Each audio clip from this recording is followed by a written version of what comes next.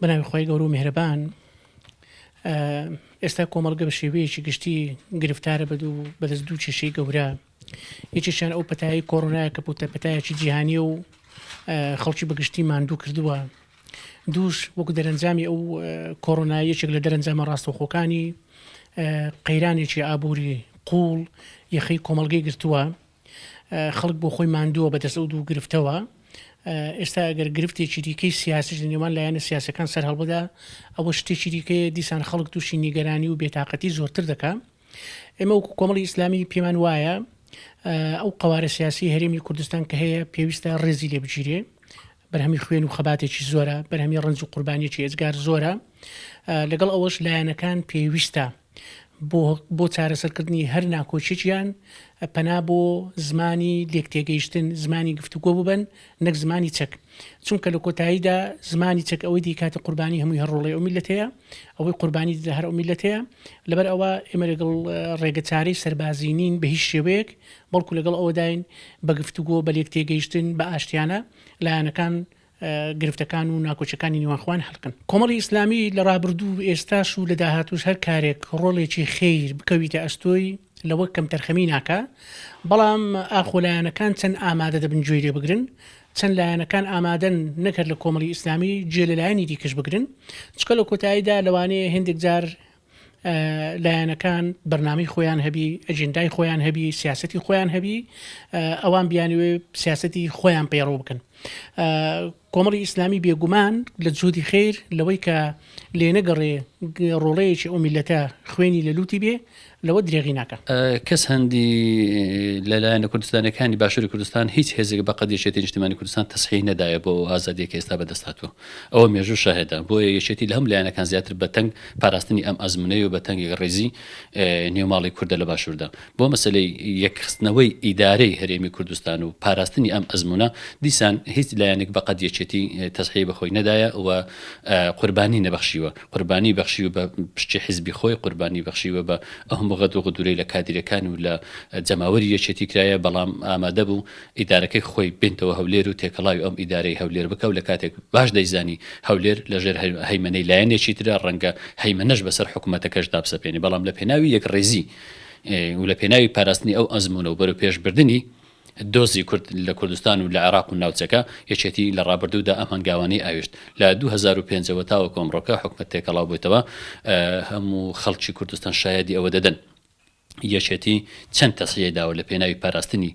ئەم یەک ئیداریە و یەک هەڵوێستی سیاسیە. بەداخەوە بە هەر چۆن هاتبێ هەرچەند تێبینی هەبوو بێ پێمان وابوو ئەم کابینەی ئەمجارە دەبێ ئەم کابینەیە زیاتر تەجاوزی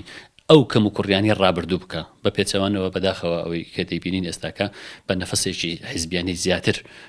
هەڵسوکەوت دەکرێت لەگەڵ حکوومەت و لەگەڵ تەواوی لایەنە سیاسیەکاندا لە کاتێک ئەم پێکهاتنی ئەم حکوومەتە و پێکهاتوەکەی لە دەرەنجامی ڕێکەوتنێکی سیاسی هاوبەشی سیاسیە لە نێوان یەکێتی و پارتی لەم کابینەیەدا. ئەمە بۆ خۆی جێگەی پرسیارە کە هەڵوێستانە بە خوێندنەوەمان بۆ دۆخی ئێستای کوردستان و ناوچە هەرێمیەکە و وڵاتانی هەرێمیش پێمان وایە وڵاتە داگیرکەرەکان بەدەرن نین لە ئاڵۆزکردنی ئەم گرفتانە لە هەرێمی کوردستان و لە ناوچەکانی تریش لە ڕۆژاوای کوردستان و لە باکوور و لە ڕۆژهەڵات و تەنانەت لە باشووریش. ئێمە بینیمان لە ماوە بردوودا دەک کێشە دروستکرا هەر بۆ تەفرەقە خستن بۆ تێکدانی ڕێزی کورد لە نێوان پارچەکانی کوردستاندا. لە ڕۆژهەڵاتی کوردستان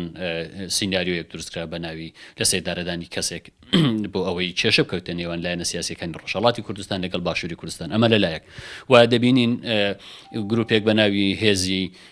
ڕۆژ و ئەویتر بە ناوی هێزەوە دایانوێ پێکدادان لە ڕۆژاوی کوردستانیش بە هەمان شێوە دروست بێ. تا ئێستا نەتوانراوە هەموو لایەنەکان لە باکووری کوردستان لە یەک بەرنامەی سیاسیدا کۆبنەوە بۆ ئەوەی بتوانن داوای مافەکانی خۆیان باشتیانە لە تورکیا بکەن. بۆ مەسلەی باشووریش بە هەمان شێوە ئێستا دەبینین بەهۆی ئەو کۆڕۆناوە بووە بەهۆی ئەم بارودۆخە سیاسی بەم دوایە دروست بووە، دەبینین حکوومەتی هەرێمی کوردستان ڕەنگە لە ڕووی ڕێکاری ئیداری لە مەسلەی کۆڕۆنا و ئەوانە هەندێک کاری کردبی بەڵام ئەوە ناکرێت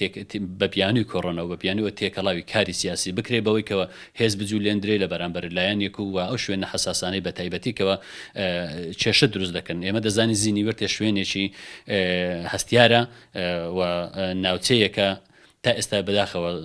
دوو زۆنی سیاسی و سەربازی ماوە و ئەوێ دەتوانانی بڵێن سێ زۆنە زیینی وەرتێ ئەگەر لە شوێنەکانی تر دوو زۆنی سیاسی هەبێ زیینی وەرتێ سێ زۆنی سیاسی لێە پەکەکەی لەیە و پارتی لەولای و یەکێتی لەولە بۆیە دەبی زۆر بە وریاییەوە مامەڵە لەگەڵ ئەم شوێنان دەبکرێت بۆ مەسلەی ڕێگری لە کۆڕۆنا پێویست ناکە هێز بچیتەوێ جا هێزەکە هێزی حزبی بێ ینی حکومی بێ پێویست بە هێز ناکە جارانیش پێش ئەو بارودۆخەش لەلایەن ئاسایش و پۆلیسی ناوچەکەەوە پارێزراوە ئێستاش دەکرێت ئەگەر حاڵەتێکی وە هەبێ هەر هێزی پۆلیس و ئاسایش دەست بەکار بن و لەوێندرێ ئەرچی خۆیان هەڵبستن پێویست بۆ ناکە هێز بنێدرێت لە کاتێکدا بڕیار بوو کە هێزەکەش ناردا بڕیار بوو لە یەکی چار بکشێنرێتەوە لە دوای یەکی چارەوە دەبینین هێزەکە هەم بە ژمارە و هەم بە چەک و تفاق زیاتر بووە ئەمە خۆی لە خۆیدا گومان زیاتر دروست دەکات بۆیە ئەم ئاڵۆزیانی ئێستا دروست بووە یەکێتی لەگەڵ هێوەربوونەوەی بارودۆخەکەیە و نایەوێت تەجروبەی ڕابردوو ساڵان ڕابردوو دووبارە ببێتەوە چونکە لەم ئەزمونەی ڕابردوودا گەلەکەمان زەرمەند بوو سومعی سیاسی کوردستان لەکەدار بوو قەزەیەک کورد لە باشووری کوردستان دۆزە سیاسەکەی زۆر بەرەو دواوە گەڕاوە خەڵکانێکی زۆر جانیان لەدەستدا قەیرانی ئابووری ڕووتێکردن کێشی کۆمەڵایەتی بەدواوە دەبێت هەموو ئەمانەش لە داهاتوودا چاوەڕوانکراوە ئەگەر بە وریایی و بە بیرێکی نێتەوەی و نیشتیمانیانەوە مامەڵە لەگەڵ ئەم دۆخەنەکرێت